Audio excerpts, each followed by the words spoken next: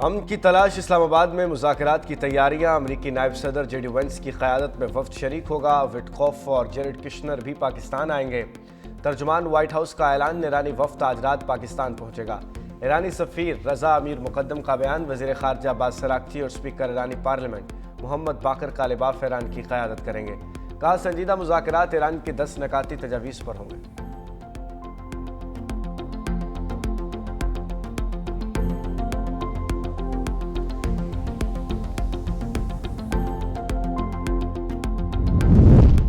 وفاقی دارالحکومت میں آج اور کل چھٹی کا اعلان سرکاری دفاتر اور تعلیمی ادارے بند رہیں گے سرکاری دفاتر کے تمام افسران اور سٹاف ممبرز شہر سے باہر نہیں جا سکیں گے جڑواں شہروں میں چلنے والی میٹرو بس سروس محدود کر دی گئی وفاقی آئینی عدالت اور اسلام آباد ہائی کورٹ بھی بند رہے گی الیکشن کمیشن میں بھی 2 روز تعطیل ہوگی غیر ملکی وفود کی آمد کے پیش نظر ٹریفک پولیس نے ایڈوائزری بھی جاری کر دی اسلام آباد میں آج سے ہیوی ٹریفک کا داخلہ بند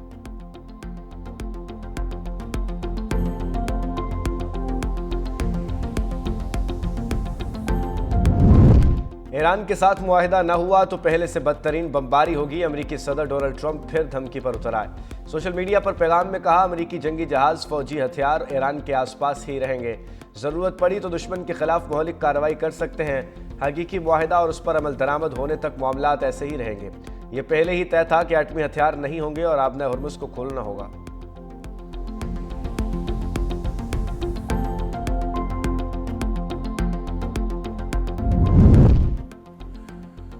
ایران کے ساتھ معاہدہ نہ ہوا تو پہلے سے بدترین بمباری ہوگی امریکی صدر ڈونلڈ ٹرمپ پھر دھمکی پر اتر آئے سوشل میڈیا پر پیغام میں کہا کہ امریکی جنگی جہاز فوجی اور ہتھیار ایران کے آس پاس ہی رہیں گے ضرورت پڑی تو دشمن کے خلاف مہلک کارروائی کر سکتے ہیں حقیقی معاہدہ اور اس پر عمل درآمد ہونے تک معاملات ایسے ہی رہیں گے یہ پہلے ہی طے تھا کہ ایٹمی ہتھیار نہیں ہوں گے اور آبنائے ہرمز کو کھولنا ہوگا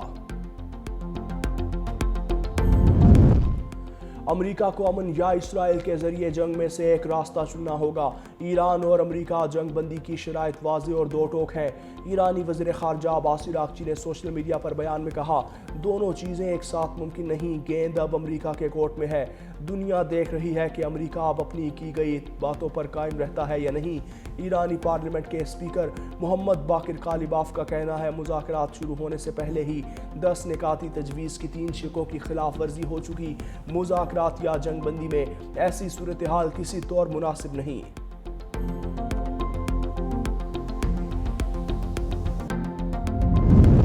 ایران نے آبنائے ہرمز مکمل طور پر بند کرنے کا اعلان کر دیا آبنائے ہرمز 426 آئل ٹینکرز اور 53 گیس ٹینکر موجود ایرانی میڈیا کے مطابق آبنائے ہرمز کے کچھ حصوں میں سرنگوں کا خدشہ ہے ایرانی پورٹس اینڈ میری ٹائم آرگنائزیشن نے متبادل راستے متعین کر دیے کہا آبنائے ہرمز سے گزرنے کے لیے پاسداران انقلاب سے تعاون کرنا ہوگا امریکی جریدے نے دعویٰ کیا کہ ایران نے یومیہ 12 جہازوں کی ہرمز سے گزرنے کی اجازت دینے کا فیصلہ کیا جہازوں سے ٹول وصول ہوگا اور اس حوالے سے ایران نے مصالحت کاروں کو آگاہ کر دیا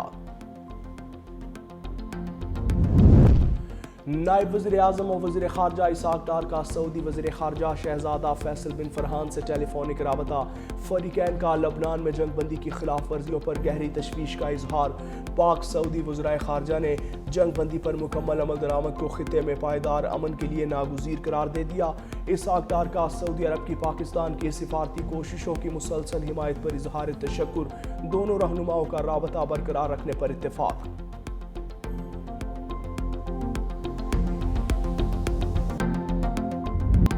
اسرائیل جنگ بندی ختم کرانے پر تل گیا لبنان پر شدید بمباری چند گھنٹوں میں 100 سے زائد حملے جاں بحق افراد کی تعداد 254 ہو گئی 1100 افراد زخمی لبنان میں آج یوم سوگ سرکاری ادارے بند رہیں گے قومی پرچم سرنگوں حملوں کے بعد اسپتالوں میں ایمرجنسی نافذ عوام سے خون کے عطیات دینے کی بھی اپیل وزیر اعظم شہباز شریف کی فریقین سے تحمل کا مظاہرہ کرنے کی اپیل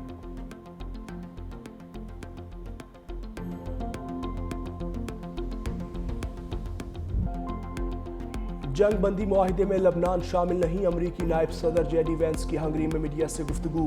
कहा अगर ईरान चाहता है कि मामला लबनान की वजह से टूट जाए तो उनका इंतखाब होगा। ईरानी हुकूमत ने समझा लबनान भी सीज फायर में शामिल है। हमने ये खुद कभी नहीं कहा। ईरान के साथ मुज़ाकरात इस हफ्ते शुरू हो रहे हैं। अमरीका ने पाकिस्तान के जरिए ईरान से मुज़ाकरात किए। ईरान की जानिब से 10 निकाती तजवीज़ सामने आई। ईरान ने आबनाए हुर्मुज़ खोलने का वादा किया। अमरीकी सदर की पोजीशन पाकिस्तानी मुज़ाकरातकारों को बताई है।